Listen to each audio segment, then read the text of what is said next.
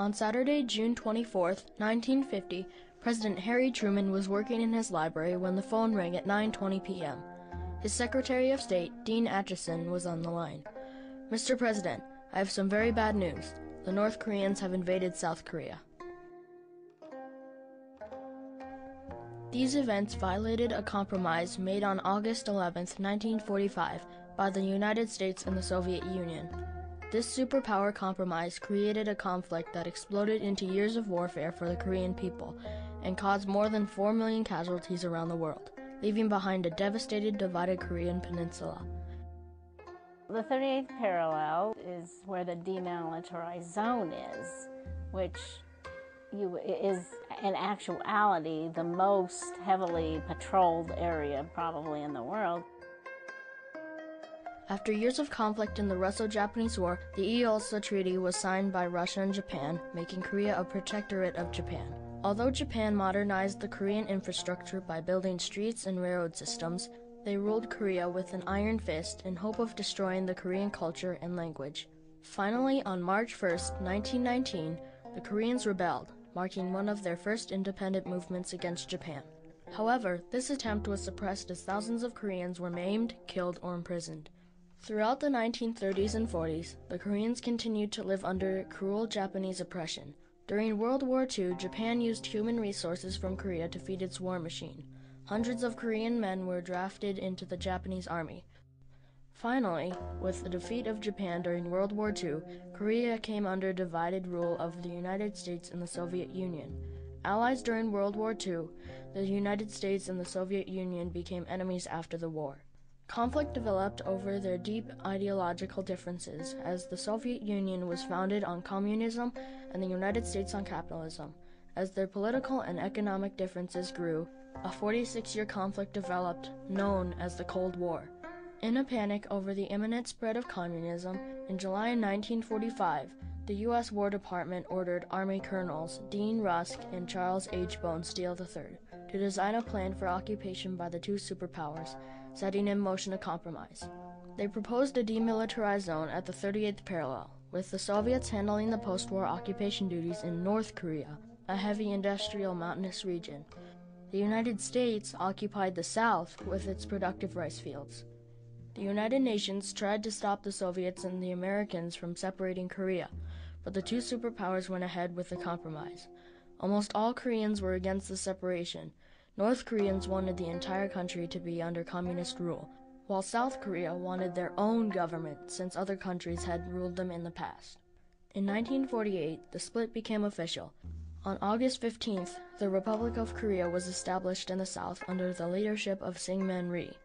A month later, the North became the Democratic People's Republic of Korea.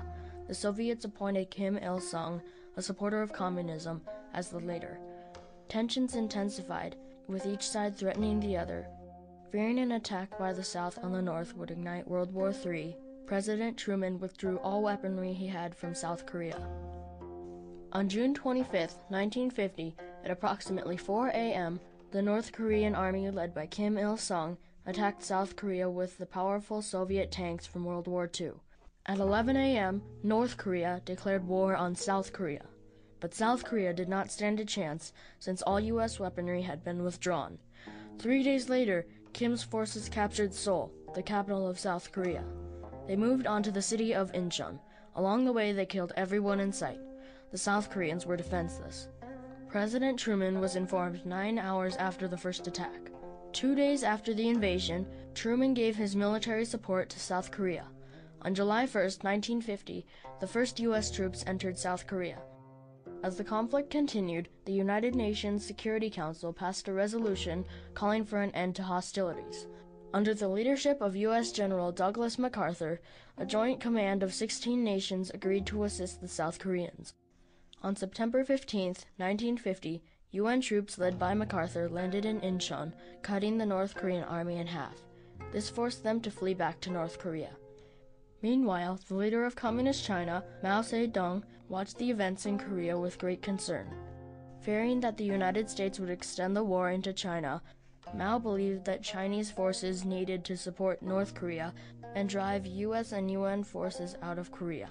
In early November, the Communist Chinese forces sent 1 million well-trained, well-equipped men across the Yalu River to battle U.S. and UN forces, who were outnumbered 10-1. The Chinese were welcomed greatly in North Korea and were announced as saviors of the devastated cities and landscapes. However, reinforcements arrived in January 1951, and by the end of March, U.S. and UN forces retook Seoul and Incheon. Realizing the value of occupying Seoul with the help of Chinese forces, the North Koreans captured Seoul for a second time. But once again, the UN forces forced the North Koreans out, and the North Koreans would never invade Seoul again. However, battles and skirmishes continued along the 38th parallel. Surprisingly, on June 23, 1952, the Soviet Union wanted to start armistice talks. The Soviet people believed that as a first step, discussions should be started between the belligerents for a ceasefire and an armistice, providing for the mutual withdrawal of forces from the 38th parallel. On July 10th, representatives from both sides met for talks at Kaesong, a city just south of the 38th parallel. Talks dragged on for over a year. On April 26th, the Korean War armistice was reached, re-establishing the 38th parallel as a demilitarized zone that would continue to separate North and South Korea. This was the same division that had been established in the Compromise of 1945. Although this armistice stopped the hot war, it escalated the Cold War between the two superpowers. Finally, in July 1953, the Korean War ended. Left in its wake were 4 million military and civilian casualties. Korea suffered horrors, unprecedented in their 5,000-year history. However, many were able to survive. 이제 도망가는 패잔병들이 삥 둘러서서 총으로 쏘려고 그랬어요. 우리를 다 죽인 청년이 그 신문 기자였었는데 그 청년이 유엔 미군이 좋아서 우리는 다시 이 가족처럼 이렇게 동무 임무를 잘 수행하기 바란다고. Since most of the war was fought in the South, the people of South Korea suffered the most. As a whole, the standard of living was lowered. Crop failure, destruction, lack of fertilizer caused by the war destroyed the Korean economy. The price of rice, their most important staple, was inflated so that many South Koreans could not afford to buy it. The war had dramatic effects on their culture and way of life, as the infrastructure was in shambles, and more than 10 million people lost their homes and possessions. Because of the demilitarized zone, families were separated, many would never see their loved ones again. Tragically, more than 100,000 children were orphaned. They were second-class citizens in their own land, as many felt they were socially unacceptable to the foreigners that occupied their country. And politically, North Korea is still communist and South Korea is capitalist. This boundary still exists today, demonstrating that the compromise of the two superpowers was an act of futility, as the split was never resolved. Both sides have made their own compromise, accepting that Korea will not be unified. Despite South Korea more than doubling the population of the North, the South Koreans have a lower unemployment rate and a higher standard of living. Because of the differences between the two governments, the North Koreans want to move to the South, but because of Kim Jong-il's government, they are not allowed to. But right now, their situation is really bad. The United Nations reported about 3 million people starved to death. And the entire world holds its breath as North Korea, under the leadership of Kim Jong-il, flaunts its nuclear weapons and builds political alliances with Mahmoud Ahmadinejad, the leader of Iran.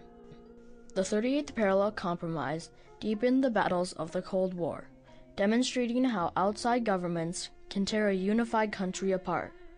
The Korean War is often referred to as the Forgotten War. Let's just hope that the leaders of Russia and the United States remember the history of the Forgotten War and the world impact of compromise at the 38th Parallel.